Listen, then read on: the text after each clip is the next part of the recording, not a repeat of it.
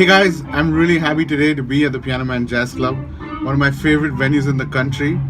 Arjun has opened a place where music and musicians come first.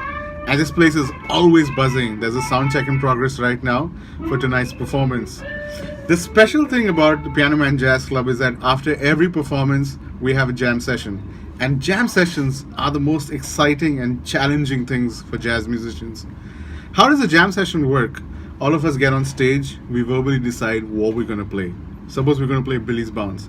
Billy's Bounce is a fixed length melody and it has chords written underlying to the melody. And this has the same length as a melody, of course. So now, once we start the jam, we play the melody first and then the solos start. Every musician takes a certain number of cycles that they feel like playing in the song.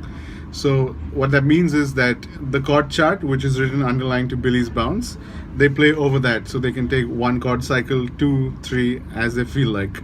And when they're finished, they indicate physically or musically for the next musician to come in and take his or her solo.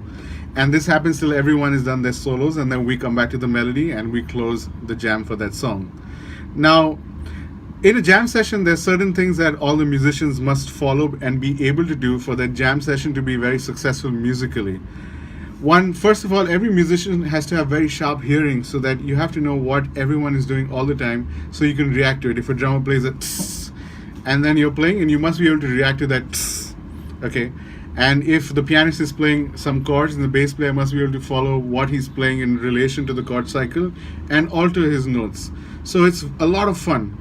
And also, jam session requires certain etiquette, some basic things. For example, if you're a drummer, you should also be able to follow the chord cycle and know what's happening so that you know where to make your phrasing and where to bring your changes and when the music ends. If you're a bass player, again, you should be able to navigate any chord cycle in case you don't know that melody or not completely familiar with it. If you're a pianist, again, you should know how to play all the chords, you should know how to comp it, and you should listen to the soloist very carefully so that you make their solo sound better. The idea of a jam session is that when anyone is soloing, they are the leader in that moment and we want to make them sound good. So when you're in a jam session, make sure that you're trying to make the soloist sound good. If you're a guitarist and there's a pianist taking a solo, don't play chords unless and until the pianist tells you to, because the pianist is already playing chords with his left hand and you don't want to interfere with that. So when you follow all these things, the jam session comes out fruitful, and if it's really good, it might even sound like a rehearsed tune.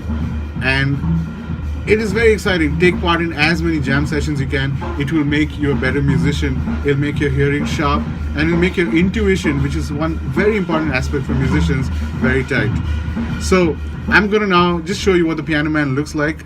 I'll be doing here a workshop day after on Saturday, 2nd September at 11 o'clock on the language of music and what it takes to make your career in music and how to be a professional musician. So this is really nice to do this from a new place today, and see you next week.